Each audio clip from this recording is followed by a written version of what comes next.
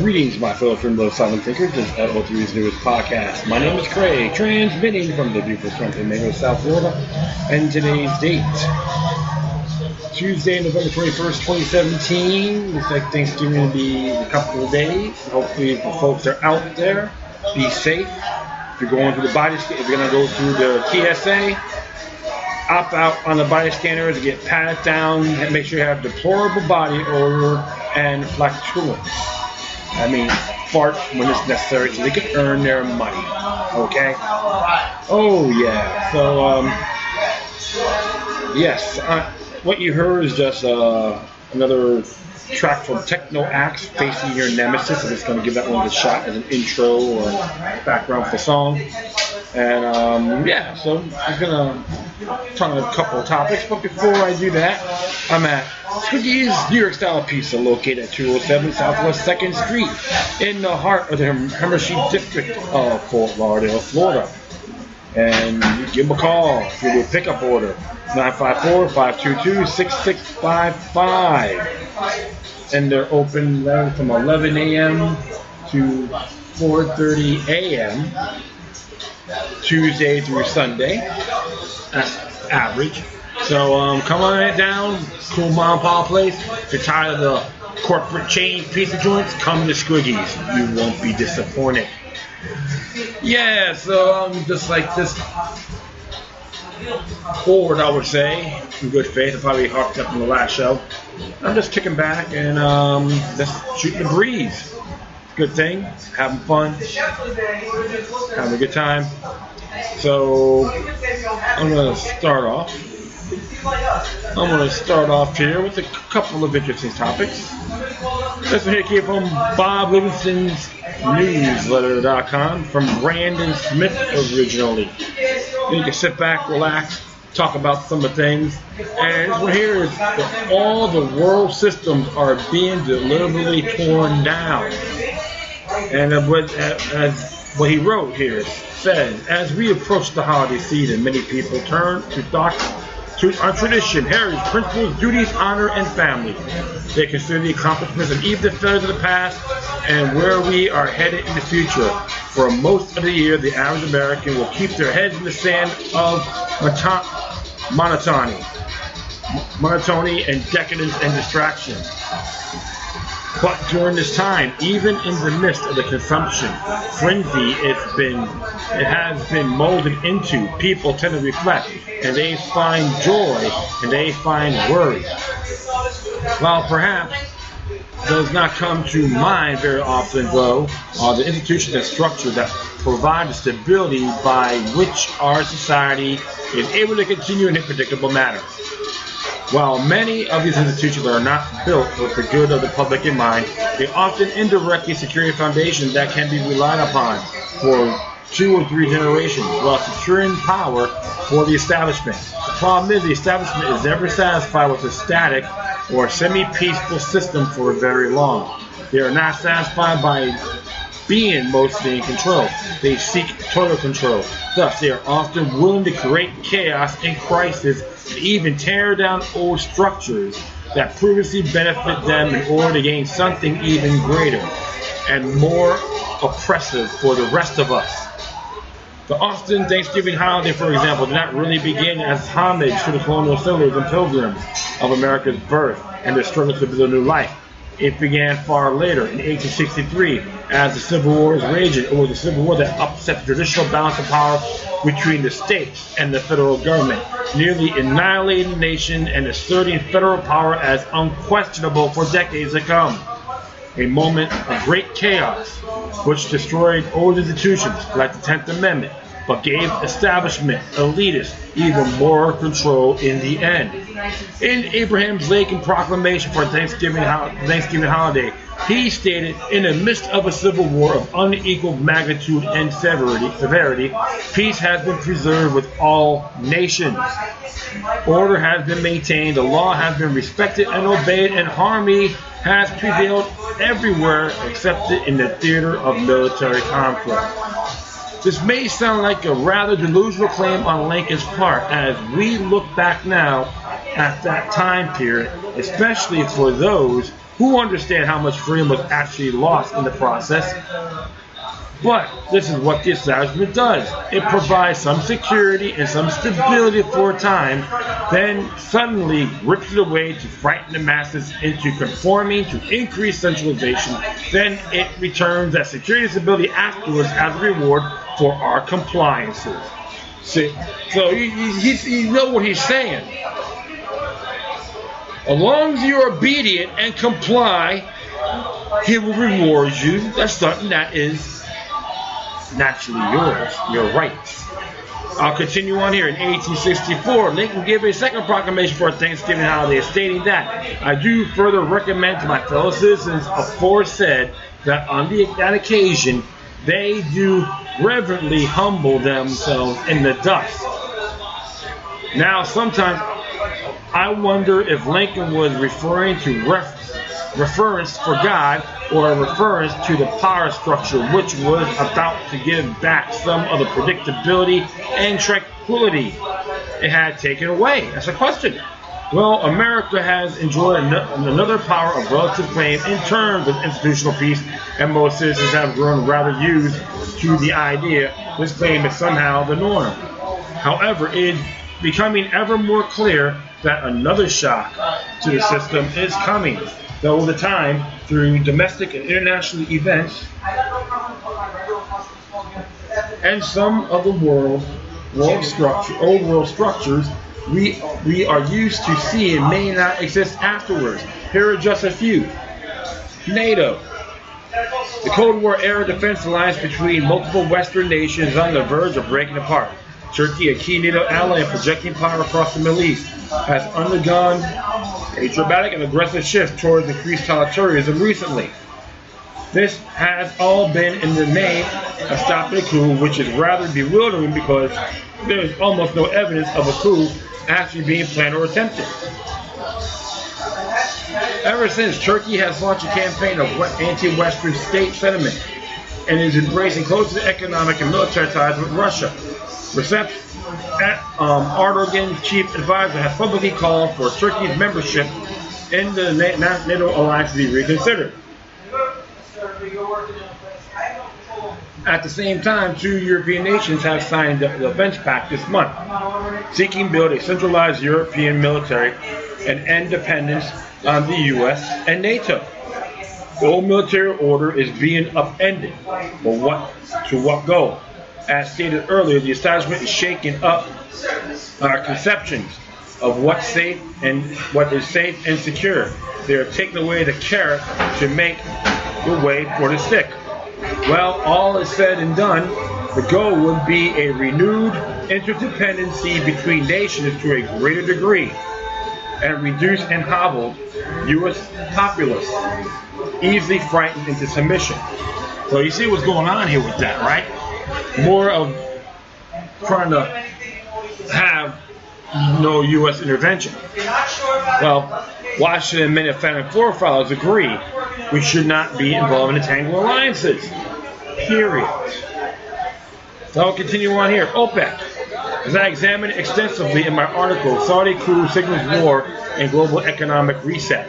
There's a vast change coming to the dynamic in the Middle East, specifically involving OPEC pillars like Saudi Arabia. The old order of oil trade and stability is about to crumble and be replaced with something much less agreeable to the U.S. economy. It is important to remember that while oil and gas only make up about 10% of the international trade, these are perhaps the most important commodities in the industrial world. Energy from petroleum sources is a root feeding all other trade and production. The fact that the dollar has been inexorably attached to this energy and production has allowed the U.S. a level of economic advantage that's perhaps unprecedented. As multiple OPEC nations began to question the validity of the dollar and as a petrol currency, Saudi Arabia leads the way towards bilateral deals with Russia and China. It is imperative that we ask ourselves how much stability we can count on in the future of our currency. We also need to look at the systems that are being staged to take over from the dollar, including the IMF's SDR currency basket system, and ask ourselves who is really benefiting from the derailment of the old world dollar dominance. Good point. East-West economic order. Most alternative analysts have observed the economic power shift over the past 10 years from the west to the east. China is now the largest exporter and importer in the world, and is set to surpass the United States as the #1 economy on the planet in the next couple of years. We have also seen a slow but methodical decoupling from the U.S. dollar as the world reserve currency. But what many analysts mistake as a positive move by the East away from the West control is actually a deliberate dismantling of the old monetary order by the globalist establishment with the intent of creating a new world order, one world currency. That's what she's trying to address here. As I have outlined in heavily evidenced in numerous articles, Eastern powerhouses like Russia and China are quite public and open about the desire for a new monetary system, not under their control, but under the control of the IMF, using the SDR basket as a bridge. So right there, that's pretty dangerous. You're going to have it under the IMF, the International Monetary Fund, as part of the New World Order agenda. Once again, we see that the destruction of the old is almost always pursued to the benefit of the same people that have always been in control. So it's like this, more things change, more stay the same, correct? American civility. Here at home, divisions have become extremely pronounced in the past few years. There was a time not long ago when the primary intention of political ideologues was simply to win elections and gain influence over societal norms through legislation. Today, the goal of ideologues is to outright destroy their political opponents by any means necessary, including lies, violence, and subterfuge.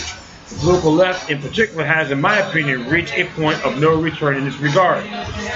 The level of zealotry that has been achieved through social justice, propaganda, and cultural Marxism is staggering. There is no logic or reasoning with these people. They are essentially a cult. And while a large percentage of the leftists claim they do not necessarily agree with the methodology of these cultists, they do nothing to stop them and often go along quietly with their objectives. It's like collaborate and screw them in the end. Something like that happened with the communists and the Nazis during the Weimar Republic of the 1920s Germany. The zealotry and insanity designed to snuff out conservative principles, wreak havoc on American heritage is dangerous.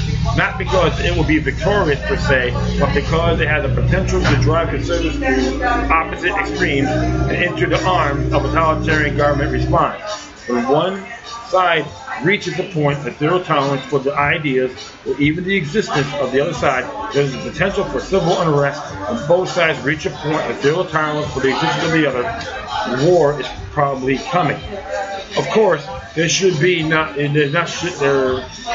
be two sides, but as many sides as there are individuals. And by merely observing the non-aggression principle and refusing to apply force to others except in self-defense, much of these divisions could be diffused. But presenting a solution is easy, and making a mainstay of our culture is another thing entirely. The old and the new belong to us. These holidays should not be a celebration of luck, which is what they have become. We should not be thankful for one more year without total crisis because the establishment allowed us to have it.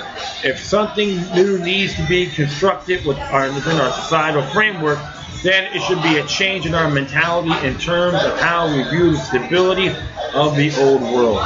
These holidays should not become a celebration of our own self-reliance and independence, should become a celebration of our own self-reliance and independence, a reflection on how we provide our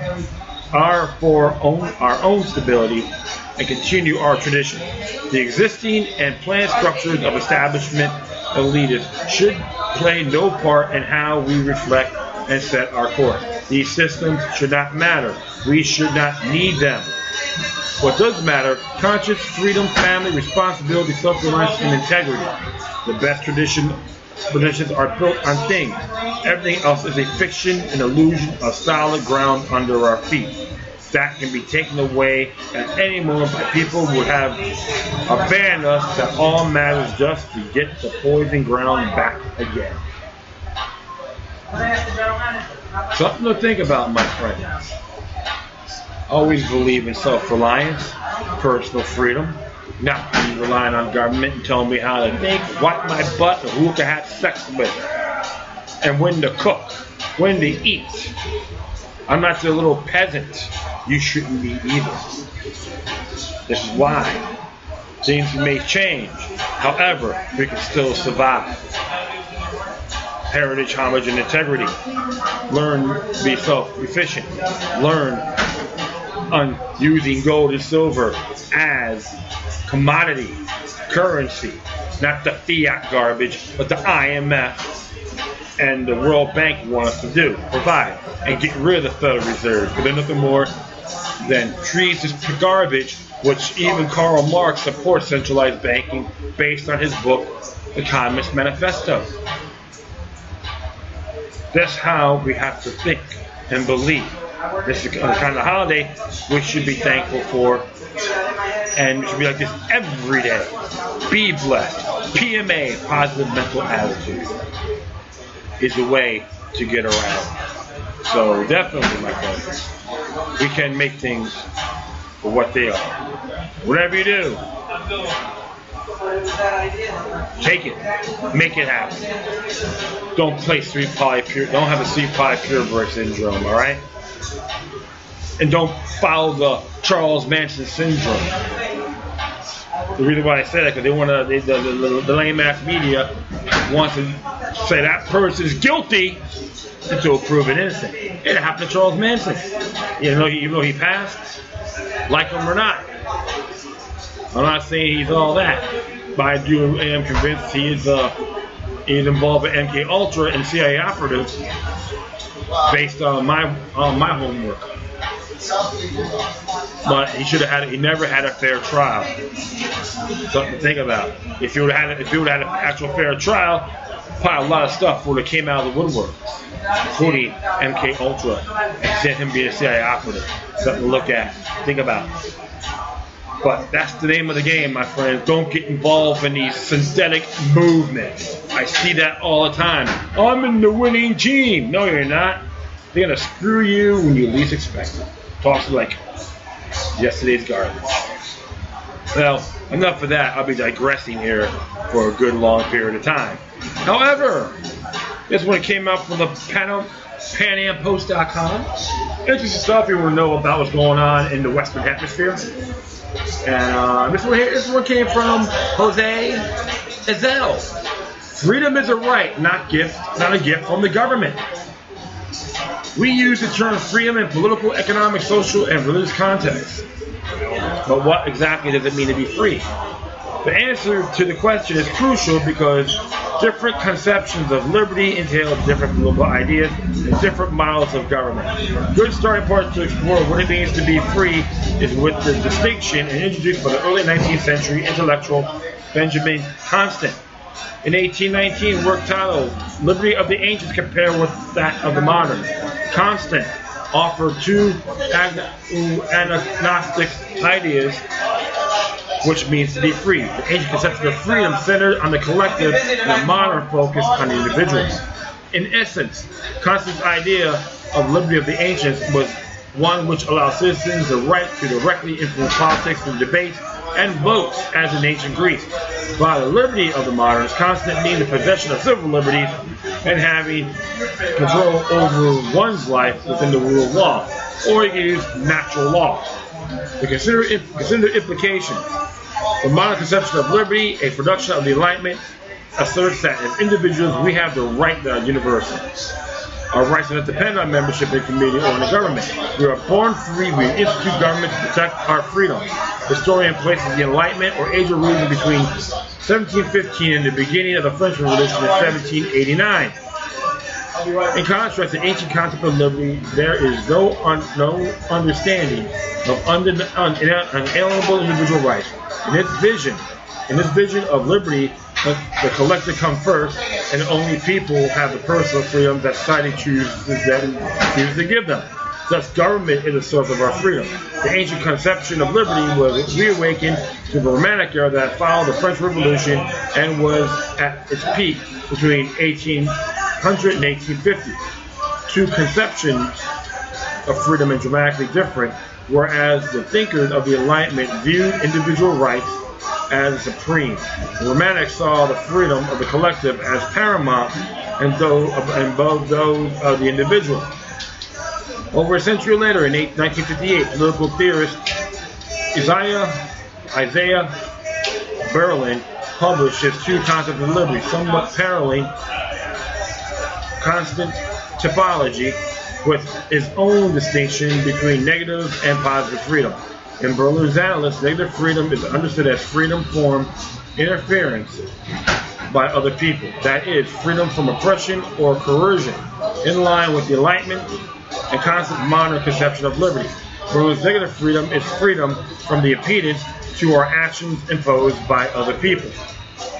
This is the supreme value of the liberal ideas of a citizen free to pursue his or her own idea of the good life without interference from the state, provided that they do not cause harm to others.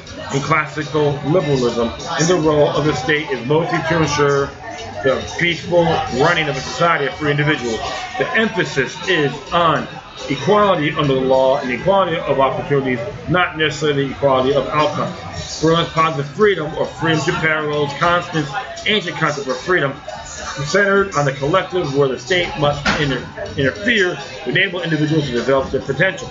Politically, positive freedom grants freedom to the collective act accordance with its will. Politics of freedom are exemplified by the welfare sources of Marxist views, in which are being free, into the sense justify states to use oppression and coercion to achieve a desired distribution of society's output. This view implies individuals who are not the best judges of what is best for them, and thus the state, who knows better, must decide on their behalf. The negative freedom of modern described freedom from tyranny and arbitrary exercise of authority. The positive freedom of the ancient specifies having the means to act. The interaction of these two concepts of freedom gives the rise to conflicts about what it means to be free. Yet we have yet to resolve the tension between the values of the Enlightenment and the values of Romanticism. In our contemporary worldview, we seem to agree that nations ought to be free, but incongruously, many embrace the socialist view that freedom is given by the government and individuals have no fundamental right to freedom. Well, this is why I disagree with some of the socialist views, respectfully, because I support natural law, and we can socialize in our own way without having the especially federal government telling us what to do, as long as you don't violate others. So there's a really interesting viewpoint in here about how people want their freedom. Okay, and that's why you got folks that condemn this person because he had a great idea and he made money off it. Oh, he's evil, wicked, and that's it's presumed because that individual made an achievement, and they want to punish him for being productive. But if you're pathetic, they're going to pat you on the head. Oh, you screw up, but you understand it's the system. The truth of the matter is, my friends, we all have our ups and downs. Okay, we're going to have people going to try to shaft us, or deprive us from any means. You got to be proactive, and exercise for what's right. I don't believe in respect should be given to me. I earn it. And everyone, or my fellow brothers and sisters, similar to sovereign thinkers out there, should attest to that as well. We all have choices. Let's make things happen. You can't call underdogs for help. Yeah, help those to help themselves, no problem. Don't make it a burden on others, because you want your freedom your way and hell with everybody else, which is completely unacceptable. So I always support the rights of individuals, and because my natural born rights are inalienable, and yours should be as well. But Mr. SL did a nice little concept on that. Good job. So I'm going to do here. Naturalblazes.com came out yesterday. U.S. government gearing up to slaughter 90,000 wild horses. And I can thank David Icke for sharing this on his Twitter page. And it's by Brandon Cherberville. And it says here, if recent developments are anything to go by, the United States government could be slaughtering 90,000 wild horses at the behest of the livestock lobby. The question of what to do with wild horses on land controlled by the Bureau of Land Management, BLM, has been a subject of debate for some time, with accusations that the horses are competing for precious grass resources in the American West. Pro-slaughter proponents argue that the population of the horses is too large. Opponents, however, point out that 8% of BLM land raised by livestock has no wild horses on it at all. Still, livestock industry groups are lobbying for the killing and slaughter of wild horses and burros, and the U.S. government is showing signs that it is preparing to do just that. And the question is, the federal government has no business getting involved in this. Please. As EcoWatch writes, the Wild Horse Campaign, the American Wild Horse Campaign on Thursday harshly criticized Interior Secretary Ryan Zink's appointment of Brian Stee, the former chief of staff of the U.S. Representative Chris Stewart, Republican from Utah, as an acting director of the Bureau of Land Management, BLM, as dangerous and an outstep with the wishes of the vast majority of Americans. Representative Stewart is leading the charge to slaughter America's wild horses and burros over the opposite of 8% of Americans, said Suzanne Roy, AWHC Executive Director, putting his deputy at the helm of the agency charged with protecting these national icons, like putting the wolf in charge of the chicken coop. Americans don't want the government to be in the horse slaughter business, as Interior Secretary Zink should appoint someone to lead the Bureau of Land Management who is committed to protecting, not destroying America's historic Mustangs, Roy concluded. Roy added that the long-term leadership for his agency, which manages 245 million acres of public land in the West, should be determined through a full and transparent confirmation process, not a late-in-the-day political appointment by the Secretary. The U.S. House of Representatives has already passed the Stewart Amendment to a 2018 spending bill that the HWHC has labeled a death warrant for the horses and burros, as it will allow for the killing and slaughter of the animals that BLM considers surplus. The Senate has not yet taken up the subject, but if it agrees with the House, the amendment could lead to the slaughter for more than 90,000 horses in exporting facilities on the range. EcoWatch reports Stewart and Zink are pushing for the destruction of America's Mustangs to appease the special interest livestock lobby, which views wild horses as competition for cheap taxpayer subsidies grazing on public land. Public land ranchers pay $1.87 per animal per month to graze livestock on public lands, while going the rate on private land grazing in the West is $22.60. Livestock industry groups like the National Cattlemen's Association are lobbying for the killing and slaughter of wild horses and burros on public lands, even though 8% of the BLM land grazed by livestock has no wild horses present on it. AWHC is calling on Congress to reject the Stewart Amendment in favor of appropriations language that would require the BLM to use non-lethal birth control to manage America's wild herds, as recommended by the National Academy of Sciences. The Senate is expected to release its 2018 Interior Appropriations Bill later this month. Clearly, if the horse population needs to be dealt with or reduced, non-lethal birth control is a better option. That is, of course, assuming the population are an issue to begin with. Coming on the heels of an attempt to allow the importation of elephant trophies to the United States, it appears the U.S. government is gearing up to commit yet another genocide in the name of corporations and the corporate lobby. As America loses more freedom by the day and its military marches overseas, animals are also finding their lives and living conditions becoming increasingly worse in the United States. Yep, all these lobbyists, they want to try to tell us how to think and how to wipe our butts because they believe you, the American people, are too damn stupid to comprehend this. Let them breed. Leave them alone. As far as I'm concerned, the BLM needs to be shut down anyway. I think Congress needs to defund them under Article 1, Section 7 of our U.S. Constitution. And the House and the Senate can't do a damn thing about it if it's approved. That's how I look at it. Genocide for the horses? Come on, give me a break. Let them roam around. Let them be free too. You know, government knows best. Watch out, man. They're going to have you bend over, get you rammed right in the rear end when least expected. All right, this one here, pretty cool. There's a video on here, dailycheck.net. Did you know that using potato can light a room for a month? By NKO. Researchers reveal potatoes cooked 8 minutes can create battery that produces 10 times more power than raw. Professor of Science and Agriculture Chaim Rabinovic discovered that by using units made by sliced potatoes quarters located between copper cathode and the zinc code connected with wire can light the room with LED lights up to 40 days.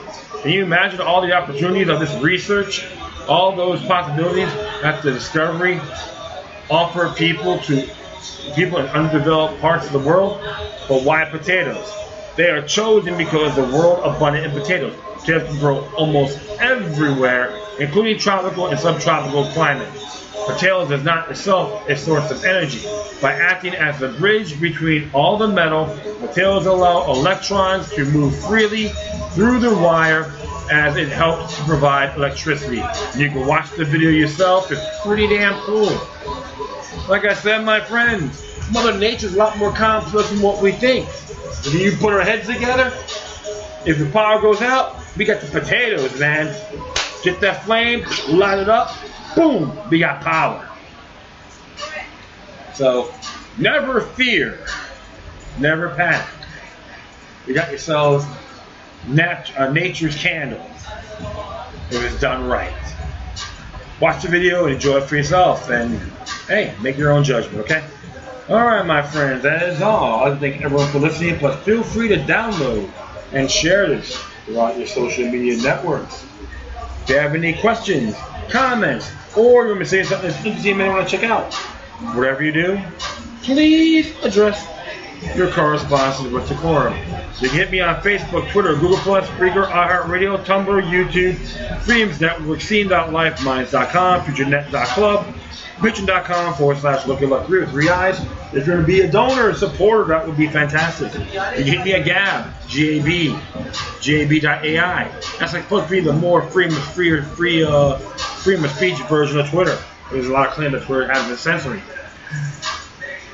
Furthermore, you can email me at LuckyLuck3@gmail.com or a few cryptic ones, LuckyLuck03@protonmail.com. Alright, my friends, that's all for now. Once again, thank you for your time, but always remember that demoniac resistance is healthy for the soul and can liberate humanity. Until next time, take care of yourselves, keep on spreading love, and may your guardian spirits be with you.